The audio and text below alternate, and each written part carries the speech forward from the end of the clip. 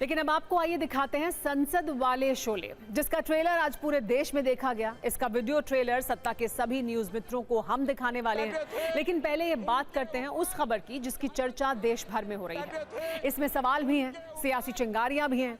आज पीएम मोदी संसद में शाम 5 बजे राष्ट्रपति के अभिभाषण पर जवाब देने वाले थे। सब कुछ तय था, पूरा देश पीएम मोदी के जवाब का इंतजार कर रहा था।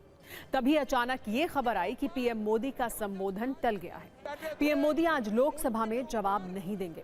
सवाल यही है कि इसकी वजह क्या है। आज शाम 5 बजे की इस तस्वीर से आप समझिए, लोकसभा में विपक्ष में महिला सांसदों ने कैसे हल्ला बोल दिया। विपक्ष की कई महिला सांसद पीएम मोदी की कुर्सी तक पहुंची। विपक्ष की महिला सांसदों ने पीएम की कुर्सी के सामने प्रदर्शन किया। विपक्षी महिला सांसदों के हाथ में बैनर थे।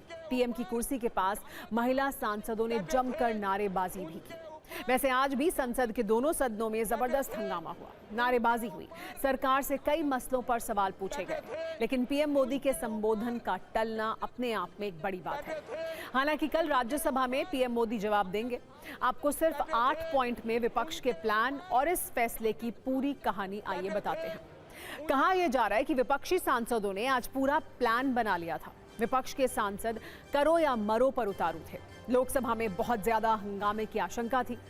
तैयारी यहां तक थी कि पूरा विपक्ष वेल में आने को तैयार था।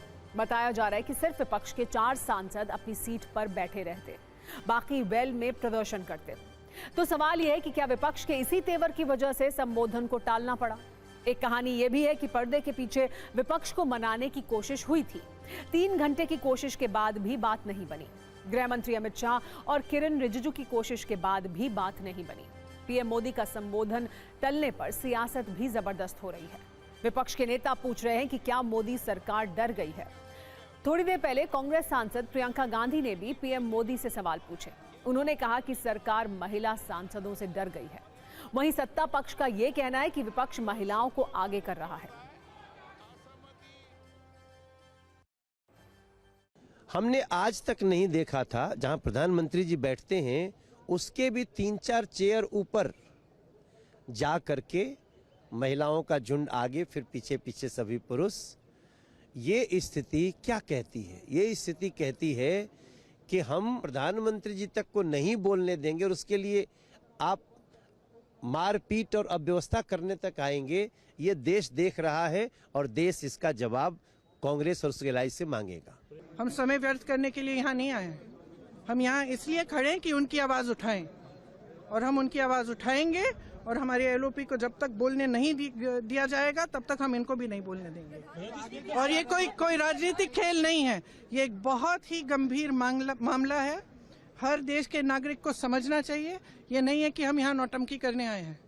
पहले तो शुरुआत ही उन्होंने इस तरीके से किया था, कैसे एलओपी को चुप कराएं, कैसे ऑपोजिशन को बंद कराएं, कैसे ऑपोजिशन को भागीदारी ना लेने दें मोशन ऑफ थैंक्स में। क्योंकि शायद हो सकता है प्रधानमंत्री किसी और चीज़ में व्यस्त हो, प्रधानमंत्री आना नहीं चाह रहे होंगे, तभी आए नहीं। और इसी बहाने को लेकर, इसी आड़ में आज जो इतिहास में पहली बार हुआ है कि विपक्ष को जो जवाब देना चाहिए था मोशन ऑफ थैंक्स में, जो प्रधानमंत्री को बोलना चाहिए था, वो निर्धारित समय पे नहीं हो पाया। तो भाजपा के सांसद ये बताएं कि क्या प्रधानमंत्री जी कांग्रेस पार्टी की महिला सांसदों के आगे खड़े रहने की वजह से डर करके संसद के अंदर नहीं आए? वो तो संसद परिसर में मौजूद थे।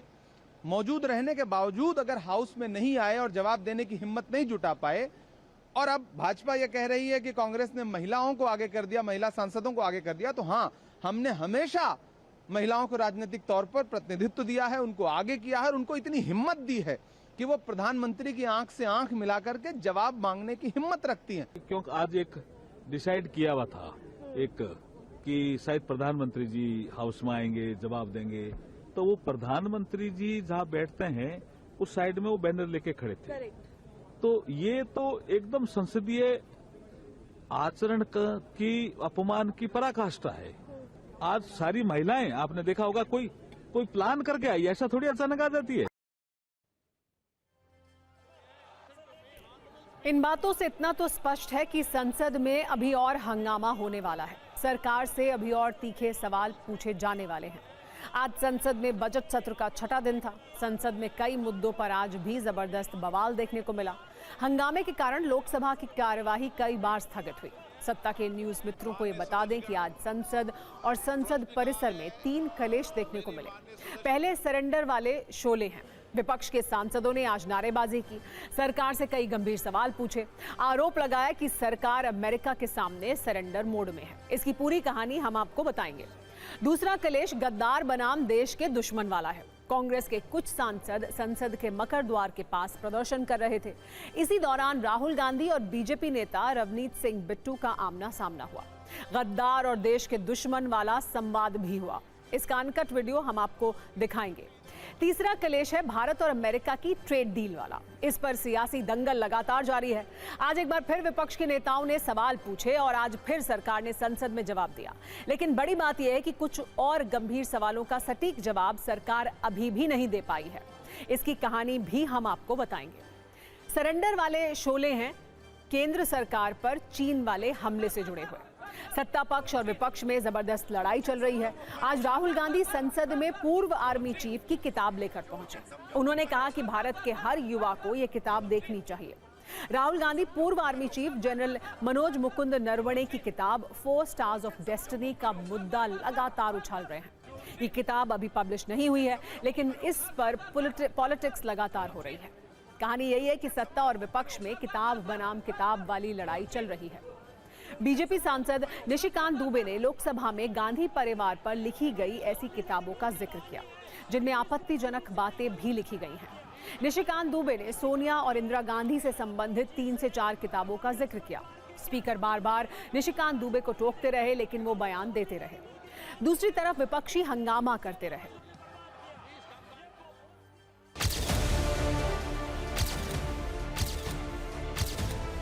जो उचित समझो वो करो। सरकार कह रही है कि किताब है ही नहीं।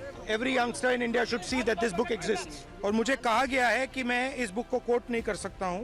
यहाँ पे मेन लाइन है जो प्रधानमंत्री ने कही, जो उचित समझो वो करो। जनरल नारावने ने राजनाथ सिंह जी को फोन किया। राजनाथ सिंह जी ने कहा कि मैं टॉप से पूछता हूं। नरेंद्र मोदी जी ने मैसेज दिया कि देखिए, जो उचित समझो वो करो। मतलब नरेंद्र मोदी जी ने अपनी जिम्मेदारी पूरी नहीं की। उन्होंने आर्मी चीफ से कहा कि देखो भैया, आपको जो करना है करो, मेरी बस की नहीं है। नरवणे जी ने साफ लिखा है इसमें, मैं बिल्कुल अकेला था।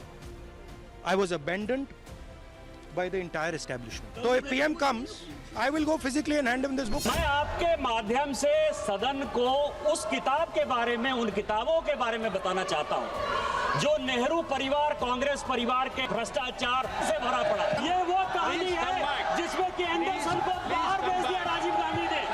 ये कॉलिन नरीमन की कहानी है कि किस तरह जुडिशियरी को इन्होंने बर्बाद किया। ये बोफोर्स की कहानी है कि कॉकरोची से कांग्रेस परिवार के क्या संबंध है। निशिकांत दुबे जी तभी उठते हैं जब सरकार की इजाज़त होती है, जब सरकार कहती है कि जाओ हाउस को डिसरप्ट करो। तो अब ये महाराज उठे हैं और ये 6 किताबें सामने दिखा रहे हैं, उनमें से कोट कर रहे हैं। आप कुछ नहीं कह रहे हैं, इनका माइक चला जा रहा है। और किस लिए कराया गया? ये सरकार स्पष्ट दिखाना चाहती है कि इस संसद में सिर्फ उनकी चलती है। ये तो स्पीकर साहब का भी निरादर है।